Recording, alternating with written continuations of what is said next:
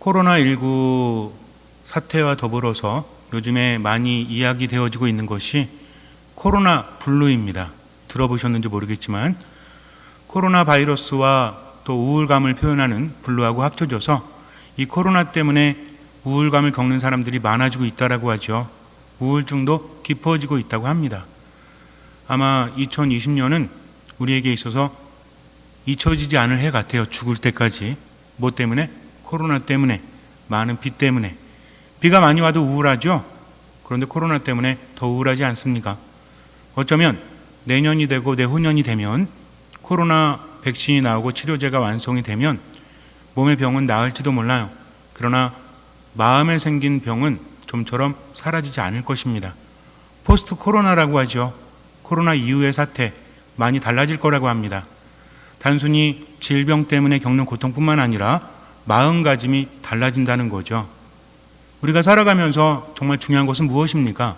눈에 보이는 환경도 중요하지만 마음으로 어떻게 느끼느냐가 더 중요하지 않습니까? 행복은 무엇이 느끼죠? 마음이 느끼기 때문에 그래요. 행복을 느끼는 마음은 참으로 복잡합니다. 누가 봐도 행복할 것 같은데도 정작 본인이 느끼지 못하면 행복하지 않다라는 거죠. 그래서 마음을 잘 다스려야 되는데 이 코로나 블루 때문에 우리들의 마음이 우울하고 힘들고 괴롭죠. 여러 가지 부정적인 감정을 느끼지만 대체적으로 종합해 본다면 우울이죠. 적대감입니다. 그리고 불신이라는 거죠. 이 세 가지가 우리 마음을 망쳐놓고 관계를 망쳐놓지 않습니까? 살아간다는 것은 무엇일까요? 요즘에 그런 생각을 합니다. 숨만 붙어 있다고 해서 정말 살아가는 것일까? 우리가 왜 힘들죠? 옛날만큼 먹지 못해서? 옛날만큼 뭔가 문제가 심각해서? 코로나 질병에 걸린 분들도 있지만 그렇지 않은 국민들까지도 많이 힘들죠? 왜 그렇습니까? 답답해서 그런데요.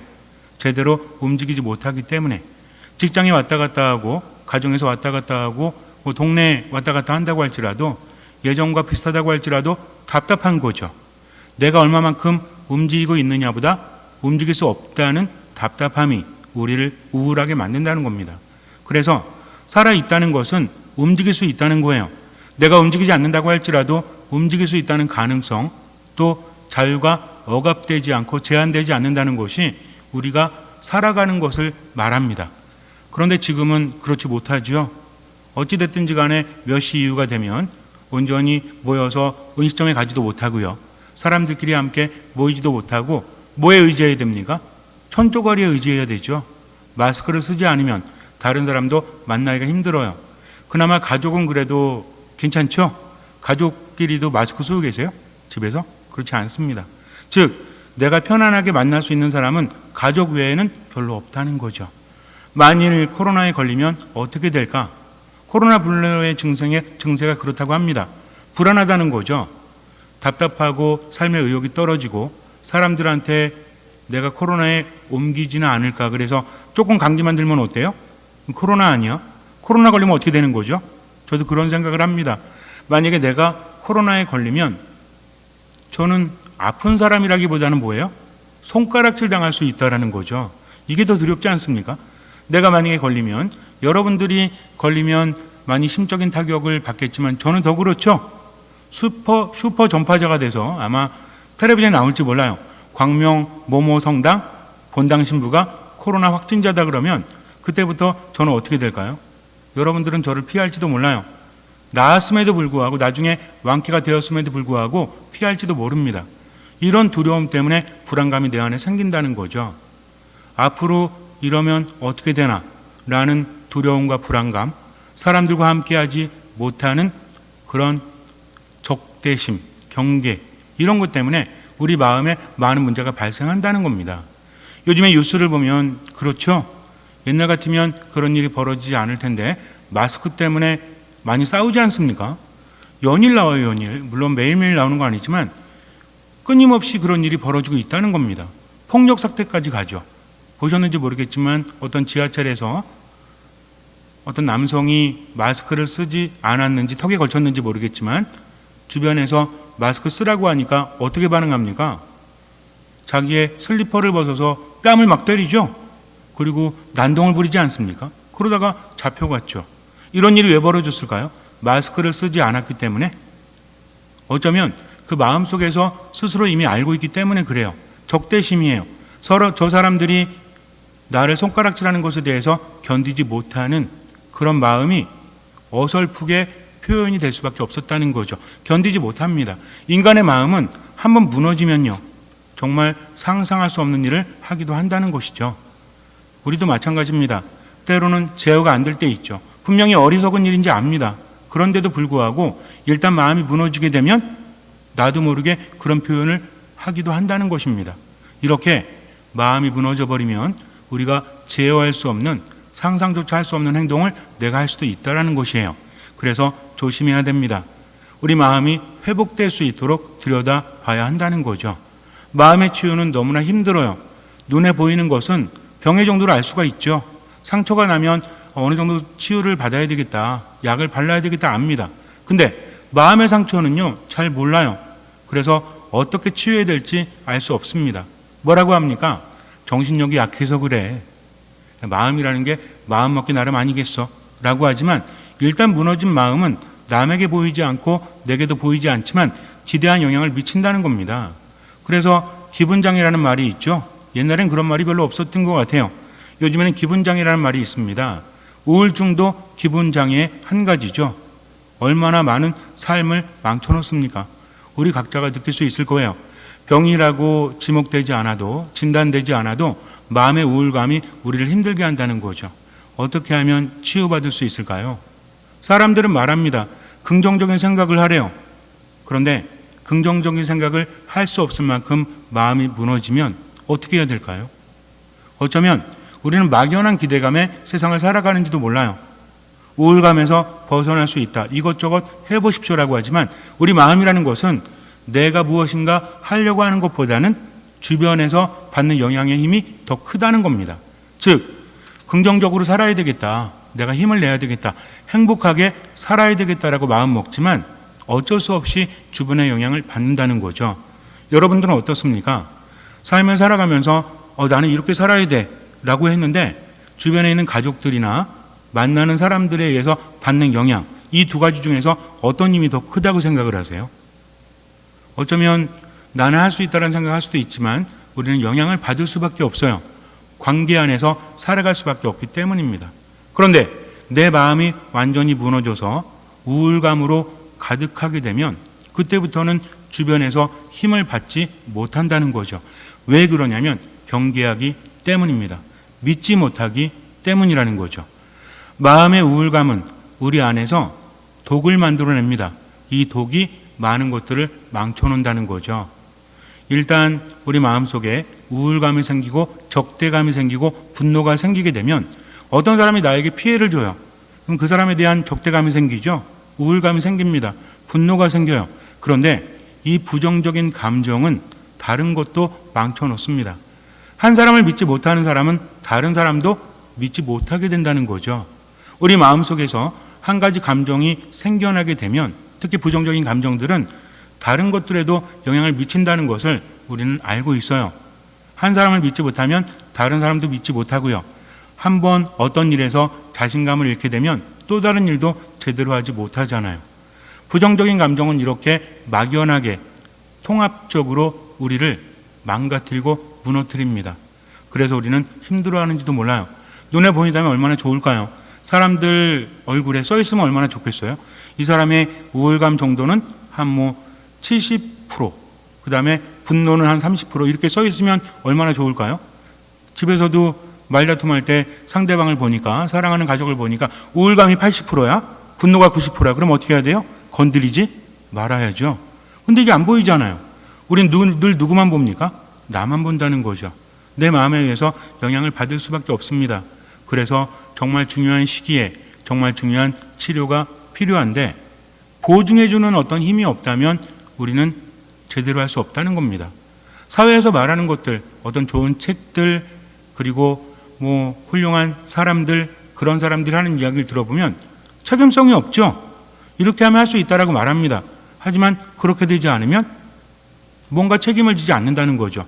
전적인 책임은 내가 져야 됩니다. 그런데 하느님께서는 책임을 지시는 분이시다. 신앙은 이런 겁니다. 내가 어떤 계명을 실천하고 하나님의 뜻을 이루기 위해서 최선을 다한다는 것. 그러나 그 이면에 가장 중요한 건 무엇입니까? 그분은 우리를 책임져 주신다는 거죠. 우리에게 생명을 주시고 기쁨을 주시고 행복을 주시는 분. 어쩌면 이런 말들이 너무나 당연하게 들려서 힘이 없을지 모르겠지만 이 말씀이야말로 참으로 힘이 있는 거죠. 누가 내 인생을 책임져 줍니까? 세상 사람들이 다 나를 외면한다고 할지라도 하느님만큼은 나를 외면하지 않으신다. 나를 나보다 더 사랑하시고 나를 나보다 더 잘 아시기 때문입니다. 신앙이라는 것은 본받을 것이 아닙니다. 신앙은 하느님과의 관계라는 거죠. 좋은 말을 듣고 내가 깨닫고 그것을 살아가는 것이 아니라 하느님과의 관계 안에서 그분을 바라보면서 내가 그분을 믿기 때문에 그분의 말씀을 전적으로 따르는 겁니다. 알 수 없다고 할지라도 이게 믿음이라는 거죠. 우리가 신앙인으로 살아가면서 때로는 좋은 글들도 많이 접하고 좋은 말들 많이 접하죠.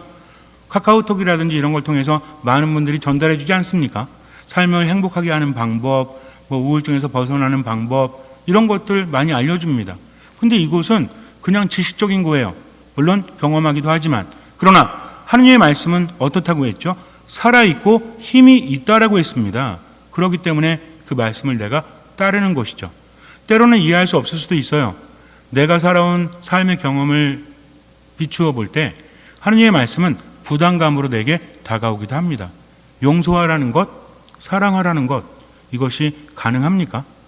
하느님의 말씀이기 때문에 따라야 하지만 때로는 너무나 큰 부담감으로 우리에게 다가오기도 한다는 거죠.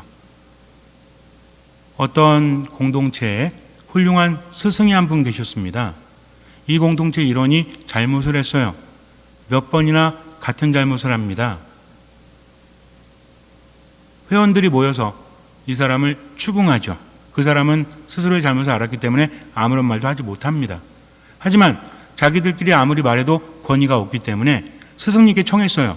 스승님, 모두가 존경하는 스승님. 이 사람이 이런 잘못을 했습니다. 이제 스승님께서 처분을 내려주십시오. 근데 스승님은 자꾸 피합니다. 여러분들이 상의하십시오. 저는 나가지 않겠습니다. 하지만 스승 외에는 아무도 해결할 수 없었습니다. 그래서 부탁을 해요. 스승님이 해결해 주지 않으시면 상황은 나아지지 않습니다. 어서 우리에게 오셔서 판가름을 해 주십시오. 라고 말해요. 그랬더니 스승님이 알겠다고 하면서 내일 아침에 이런 것들을 좀 준비해 주십시오. 그러면 제가 가지고 가도록 하겠습니다. 라고 말을 했는데 그분이 말씀하신 거는 물 항아리를 하나 준비하래요. 그리고 금이 간 물 항아리를 준비하라고 했습니다. 왜 그런가 했죠? 아침에 이제 금이 간 물 항아리를 준비했더니 거기다 물을 가득 담습니다. 그리고 스승님이 머리에 이어요. 그리고 사람들이 모인 곳으로 걸어갑니다. 어땠을까요? 금간 곳에서 물이 흘러내렸겠죠? 흘러내린 물은 스승의 옷을 몽땅 적십니다. 몸도 다 젖었어요. 사람들은 의아했죠? 아니 왜 그러셨습니까? 그랬더니 스승님이 말씀하시기를 이 금이 간 항아리에서 물이 쏟아져 내려서 내 몸을 적셨습니다. 그동안 내가 살아오면서 지은 수많은 죄들이 내 몸을 적셨는데 내가 누구를 판단하겠습니까? 라고 말을 했다고 합니다. 우리가 용서를 해야 한다는 것, 또 자비를 베풀어야 한다는 것은 그 사람에게 온전히 베풀어 주는 것뿐만이 아니라는 거죠. 살아가면서 어느 때 용서를 해야 됩니까? 때로는 마음에 사무치게 병이 들어서 상처가 있어서 용서할 수 없다라고 하지만 그런 경우는 많지 않다는 거죠. 두 가지가 있습니다. 한 가지는 뭐냐면 내가 처리할 수 있는 것이 있다는 거죠. 살아가면서 몸에도 상처가 났을 때 무조건 병원에 가지 않죠. 때로는 그냥 내버려 두기도 하고 때로는 약을 바르기도 하고 약을 먹기도 하지 않습니까? 내가 어쩌지 못하면 어떻게 해요? 병원에 간다는 거죠. 조금 베었어요. 그럼 어떻게 하면 돼요? 밴드 붙이면 되죠. 약 바르면 됩니다. 근데 손목이 거의 너덜너덜 정도로 잘렸어요. 그러면 집에서 이렇게 밴드 붙이면 돼요? 안 됩니다. 병원에 가야 한다는 거죠. 용서도 마찬가지예요. 내가 누군가를 용서할 수 있을 것이 있고 용서하지 못하는 것도 있습니다. 높은 데 올라가면 어때요? 높은 데 올라가면 경치가 좋아서 설레기도 하지만 여러분들 아주 높은 데 가가지고 밑에 보면 어떻습니까? 가슴이 두근두근거리죠? 좋아서? 무서워서. 근데 이게 가슴아 진정해라, 괜찮아 괜찮아 하면 나아지나요? 그렇지 않다는 겁니다. 이 가슴은 진정시키기 어려워요. 어떻게 하면 돼요? 내려오면 돼요. 거기 있으면 계속 가슴은 뜁니다. 마찬가지입니다. 우리 마음이라는 것도 내가 할 수 있는 부분이 있고 하지 못하는 부분이 있다는 거죠. 이걸 먼저 인정해야 됩니다. 용서하라는 말씀에 대해서 나는 용서할 수 없어. 어떻게 용서할 수 있단 말이야. 내가 이렇게 상처를 받았는데 라고 하는 것도 있습니다. 그러나 용서할 수 있는 것도 있다라는 것이죠. 중요한 건 뭐냐면 왜 용서를 해야 되냐 하는 것입니다. 용서하지 못한다는 것은 내 마음에 독이 있다는 거죠. 누구의 탓이든 간에 나를 해치고 다른 사람을 해치는 독이 내 마음에 생겨나는 겁니다. 용서의 효과에 대해서 많은 심리학적인 보고들이 있어요. 의사들도 말을 합니다. 실제로 실험을 했죠. 용서할 수 있는 그룹과 용서하지 못하는 그룹에 대해서 일단 사람들을 모아놓고 나서 자기에게 잘못한 사람을 떠올리게 합니다. 한쪽은 용서가 어떤 것인지 계속해서 좋은 정보를 주고 생각을 하게 만들어요. 한 곳은 그 사람에 대해서 분노를 표출하게 합니다. 그랬더니 어떤 일이 벌어졌어요? 용서를 해야 한다는 생각을 하고 그런 작업을 한 사람은 면역력이 높아졌다고 해요. 우리 타에게 면역력을 높이는 항체 이런 것들이 있다고 합니다. 근데 이런 것들이 아주 올라갔대요. 그런데 분노를 표출하고 용서할 수 없다고 한 사람들은 어쨌든지 간에 면역력이 떨어질 수밖에 없었다는 겁니다. 이건요, 우리가 이해하거나 이해하지 못하는 차원이 아니에요. 용서할 수 있는가, 용서할 수 없는가, 이것이 아니라는 겁니다. 용서할 수 없는 사람은요, 아무리 노력해도 용서가 안 되죠. 높은 곳에 올라가면 가슴이 떨리는 것처럼. 우리 자매님들 공포영화 보면 어때요? 재밌어요? 공포영화 보면 영화라는 거 알죠? 저 사람이 분장했다는 거 압니까? 모릅니까? 귀신이라든지 악령이라든지 좀비라든지 요즘에 많이 나오는, 알잖아요. 근데 왜 무서워해요? 상황 자체가 무섭기 때문에 그래요. 시각적인 청각적인 것이 나를 무섭게 만들기 때문에 그렇습니다. 저 사람은 배우야, 저건 다 가짜야 라고 머리는 알고 있지만 마음은 따로 논다는 거죠. 근데 어떻게 용서할 수 있겠습니까? 즉 내가 용서할 수 있는 것, 충분히 생각하고 배려할 수 있는 것은 용서해야 되지만 그렇지 않은 것들은 내 힘으로 할 수 없다는 것을 먼저 인정해야 됩니다. 병도 내가 다스릴 수 없는 것은 의사에게 가야 하듯이 하느님께서는 우리의 병을 고치는 의사이십니다. 가장 기본적인 것은 그분 우리에게 좋은 것을 주신다는 거죠. 내가 이해할 수 없다고 할지라도 치료받을 때 내가 이해하는 방식으로 치료받습니까? 의사 선생님들이 설명은 해주시지만 나는 알아요, 몰라요? 잘 모르잖아요. 용어도 잘 모릅니다. 그러나 한 가지를 알기 때문에 맡기는 거죠. 뭘 알기 때문에? 저 사람은 나를 고치는 사람이라는 신뢰가 있기 때문입니다. 마찬가지예요. 하느님께서 용서하라고 하신 것은 내 마음이 힘들기를 바라시기 때문이 아니라 그래야만 우리가 살 수 있기 때문입니다. 이것 때문에 용서하려고 노력한다는 것이죠. 용서를 하려고 할 때 우리 마음의 독이 사라지고 내게 해가 되는 것들이 사라짐을 체험할 수도 있다는 겁니다. 용서하지 못하는 것은 상대방에게만 위해를 가하는 것이 아니라 먼저 누굴 망칩니까? 나를 망친다는 거죠. 우리 몸에서 가장 중요한 부분이 어디래요? 물론 다 중요하지만 가장 중요한 건 뭐가 멈추면 죽죠? 심장이 멈추면 죽는다고 합니다. 용서하지 못한다는 것은 분노를 일으키고 이 분노는 면역력을 떨어뜨릴 뿐만 아니라 우리 심장을 망쳐놓는데요. 혈관을 망쳐놓는다고 합니다. 심장과 혈관이 좋지 않으면 다른 병도 생길 수밖에 없다는 거죠. 무슨 얘기입니까? 마음이 몸에 영향을 미친다는 것을 의학적으로 증명을 하고 있다는 것입니다. 그렇다면 우리는 어떻게 하면 돼요? 용서하면 되죠. 그러면 치유가 되니까. 하지만 분명히 말씀드렸듯이 머리와 가슴은 따로 논다고 했습니다. 마음으로 안 되기 때문에 그래요. 그래서 우리는 뭐 하죠? 하느님을 신뢰하고 그분께 맡기는 것입니다. 말씀을 듣다 보면 이 말씀이 살아있고 힘이 있다라고 했죠. 한 번에 치유되지 않는다고 할지라도 하느님께서 치유하는 과정 동안 많은 것을 깨달을 수 있다는 겁니다. 그분께는 다 뜻이 있어요. 내가 이해하지 못해도. 중요한 건 뭐냐면 그것을 받아들이느냐 받아들이지 않느냐. 신앙인은 어떤 사람들이죠? 내 목숨을 하느님께 맡기는 사람이에요. 온전히 신뢰하기 때문에. 그렇다면 내가 용서할 수 없어도 자비를 베풀 수 없어도 그래도 하느님을 바라보면서 내가 살기를 바라기 때문에 그분께 맡기는 것부터 시작을 해야 된다는 겁니다. 하나님의 도우심 없이는 아무것도 할 수 없기 때문에. 그래서 용서할 수 없다라고 내가 마음을 완전히 먹고 가만히 있는다면 나는 어떻게 돼요? 결국은 몸도 마음도 망가질 수밖에 없다. 둘 다 어렵습니다. 용서하는 것도 어렵고 용서하지 않는 것도 쉬운 일은 아니에요. 그렇다면 어떻게 하면 돼요? 용서를 해야 됩니까? 용서하지 말아야 됩니까? 둘 다 불가능하다면 하느님께 맡겨야 한다는 것입니다. 하느님, 저는 당신을 믿습니다. 그러나 믿음이 없는 저를 도와주십시오 하면서 하느님께 맡긴다면 그때부터 기적은 일어나게 마련입니다. 용서할 수 없는데 용서할 수 있다면 이것이야말로 기적이 아니겠습니까? 중요한 건 뭐냐면 내 마음을 그분께 향하는 거죠. 내 마음의 독을 없애주시고 하느님께서 이끌어 주시기를 청합니다. 하느님은 왜 용서하라고 하십니까? 나를 살리기 위해서, 억울하게 만들기 위해서가 아니라는 거죠. 그렇다면 어느 때 용서해야 되죠? 무조건 잘못할 때마다? 예수님 그러십니까? 그렇지 않습니다. 오늘 우리가 독서를 통해서 무엇을 묵상했습니까? 내가 죄가 많기 때문에 내가 용서하지 않으면 결국 나도 용서받을 수 없다라는 것이죠. 집회에서에서 우리에게 말합니다.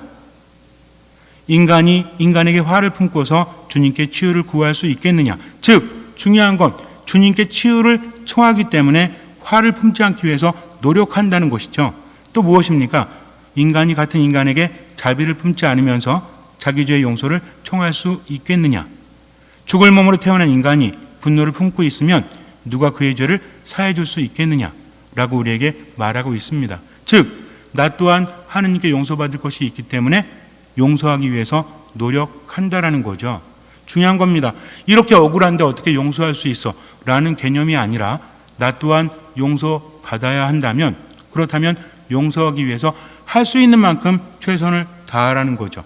이것은 그냥 참는 것이 아니라 무엇을 위해서? 하느님 안에 머물기 위해서입니다. 오늘 복음에서 예수님께서는 우리에게 한 가지 예화를 들려주십니다. 어떤 사람이 임금에게 빚을 지죠? 얼마를 빚졌어요? 10,000달란트를 빚진 사람 하나가 임금 앞에 끌려옵니다. 10,000달란트라면 굉장히 많은 액수죠. 1달란트가 하루 품삯이라면 10,000달란트는 15만 년을 일해야 된대요. 15만 년이면 엄청나지 않습니까? 지금 우리 돈으로 환산해 본다면 물론 쉽지는 않습니다. 그러나 대략 환산해 본다면 27조에서 29조에 해당한다고 해요. 우리 본당 신자들의 돈을 다 모으면 1조는 될까요? 1조도 안 되겠죠. 27조를 빚졌다는 겁니다. 엄청나게 많은 것을 빚졌다는 거죠. 빚은 갚아야 됩니다. 근데 어떻게 합니까, 이 사람이? 갚을 능력이 없잖아요. 엎드려서 청할 뿐이죠. 그랬더니 주인이 용서해 주죠. 왜 그렇습니까? 측은한 마음이 들었기 때문에 그래요. 중요한 건 뭐냐면 가엾은 마음을 가진 주인이 그를 용서해 주었다는 겁니다. 탕감해 줍니다. 27조를. 말도 안 되는 거죠. 그러나 주인은 이런 사람이라는 거예요. 근데 이 사람이 나가가지고 어떻게 합니까? 자기에게 100데나리온을 빚진 동료 하나를 만나죠. 100데나리온은 지금으로 환산하면 얼마 정도 될까요? 하루 일당을 한 5만 원, 6만 원, 7만 원 중에서 얼마로 잡을까요?